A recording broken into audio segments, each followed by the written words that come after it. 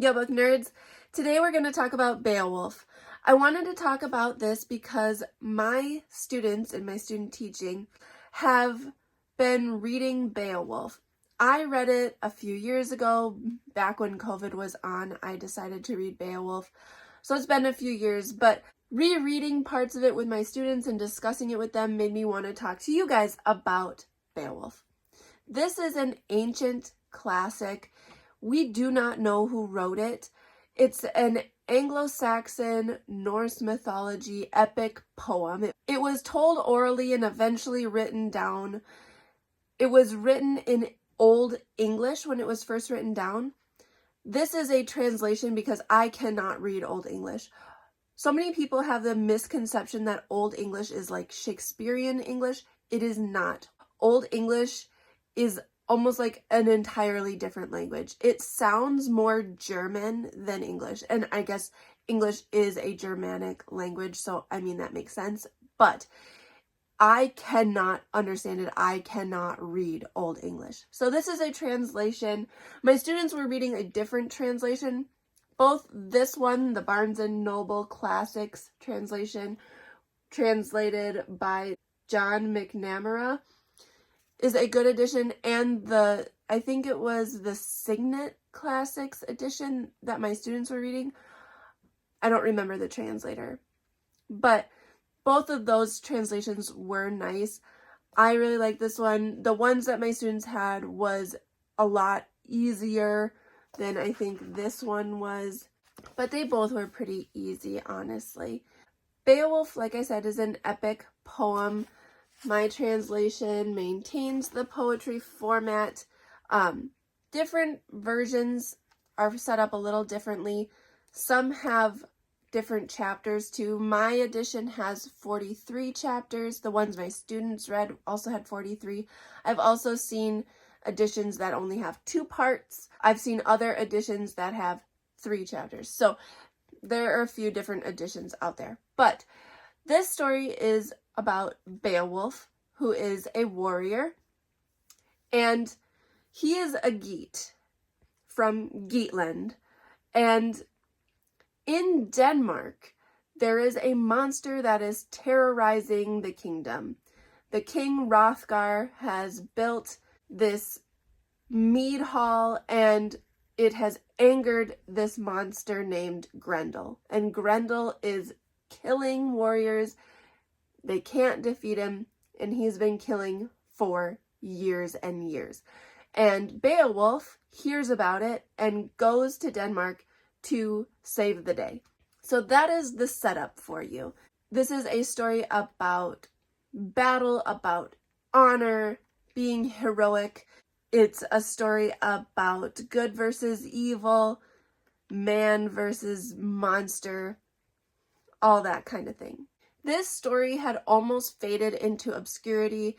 It had almost been lost to us, but then it got a revamp. It got another push, and we can thank J.R.R. Tolkien for bringing Beowulf back into the spotlight. Tolkien wrote about Beowulf. He even has his own translation of the work, and he used Beowulf as inspiration for The Hobbit, The Lord of the Rings. A lot of the elements of Middle-earth come from elements of Beowulf. In honor of that, I'm even wearing my Tolkien shirt today, so just to talk about Beowulf. But anyway, back to the story. If you don't want to know much more than that, I just say read it. It is great, especially if you love Lord of the Rings. Like, read where it came from. Read the inspiration. This is a great story. But I'm going to dive in a little deeper here and spoil a few things. It's hard to talk about Beowulf without spoiling a few big things. But basically, this story has 3 main episodes. There are 3 monsters. The first one is Grendel. It's Beowulf versus Grendel. Once Grendel is killed by Beowulf, then it becomes a Beowulf versus Grendel's mother. Beowulf kills Grendel's mother, and then later on, when Beowulf is old, he ends up facing a dragon. So those are the 3 monsters: Grendel, Grendel's mother, and the dragon. Like I said, there is this kind of juxtaposition between good versus evil, man versus monster. There is also a juxtaposition between pagan versus Christian. And whoever wrote this down, we believe it was likely a Christian priest. And we believe that because there are elements in this story. This is a pagan story, but there are a lot of Christian elements in it, which were likely added by the Christian priest who wrote it down. So you have these pagan elements alongside these Christian elements. Some of those pagan elements play a huge role. The main one being blood price or man price, also called weregild. That is an eye for an eye. If you kill someone from my clan, I am obligated to get revenge and kill someone from your clan, or you have to pay me off if you don't want me to kill one from your clan. Like, that is man price. That is such a constant theme in this story. Grendel attacks people and kills them, and Beowulf, when he comes over, he doesn't attack Grendel until Grendel kills one of Beowulf's own men. Then it's personal for Beowulf, and Beowulf kills Grendel. When I was in class with my students, this is a side note, but it's nerdy and I have to share it because I loved it. I was talking with a group of students who were struggling to understand this idea of man price, and they weren't understanding that scene. And this group of students loves Dragon Ball and Dragon Ball Z. They talk about it all the time.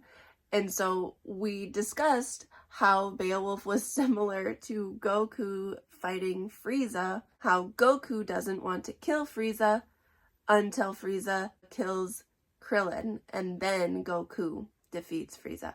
So we compared that scene to Beowulf fighting Grendel, and how Grendel, until Grendel kills one of Beowulf's men, Beowulf doesn't kill Grendel.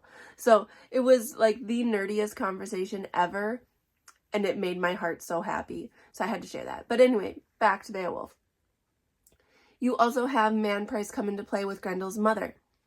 Beowulf kills Grendel, so then Grendel's mother needs to get revenge, so she goes and takes somebody. She kills one person. So she is following that blood price, eye for an eye. That idea just permeates this whole story. Man price, blood price, eye for an eye.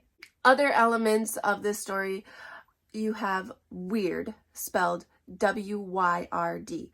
Weird means fate. Fate is constantly talked about. You can't escape your fate. Beowulf was fated to beat Grendel and beat Grendel's mother.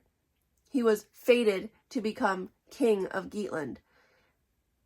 But then when the dragon comes up at the end, when Beowulf is old, Beowulf doesn't feel the same when he's headed into that fight. He knows his time is drawing close. He's fated to die soon. He beats the dragon, but he is fated to die during that fight.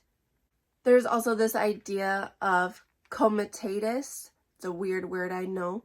But comitatus is the Anglo-Saxon idea of loyalty, especially between a king and his thanes or his warriors. So this idea that you need to be loyal to your king comes into play, especially with the dragon when Beowulf is going off to fight this dragon and all of his thanes, his warriors, take off. They leave him. They do not have comitatus.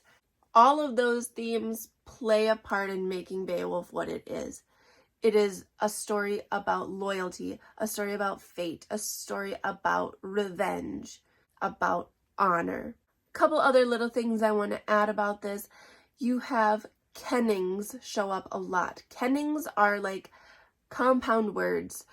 So for example, a kenning that is used is whale-road instead of saying sea. Another kenning used is ring giver, which is used to describe a lot of the people. Like Hrothgar is described as a ring giver. I wonder where Tolkien got the idea of a ring. You guys. Another cool thing that I thought from Beowulf is this idea that swords have names. There's the sword Runting, for example, which has a history. Swords are named. They have histories. They are passed down generation to generation. They battle alongside the person. They have a life of their own, essentially. Honestly, I could talk a lot longer about Beowulf, but it's so short, and I don't want to say more than I already have. But it's just an epic story. It's a great story. If you like monsters, if you like fantasy, read this. Give it a try. It's a classic. You'll see elements from this that have gone on to influence the genre to this day. I kind of feel like this review is all over the place, but I just had to get all my thoughts out after talking about it with my students again. It was just on my mind, and I wanted to throw all this out there for you. Have you read Beowulf? What version have you read? Let me know what translation, or did you read it in the Old English? I would be very impressed if you could read it in the Old English. Drop down in the comments and we can chat there. That's all I have for you guys today. Hit that like button and subscribe. Thanks for talking books with me.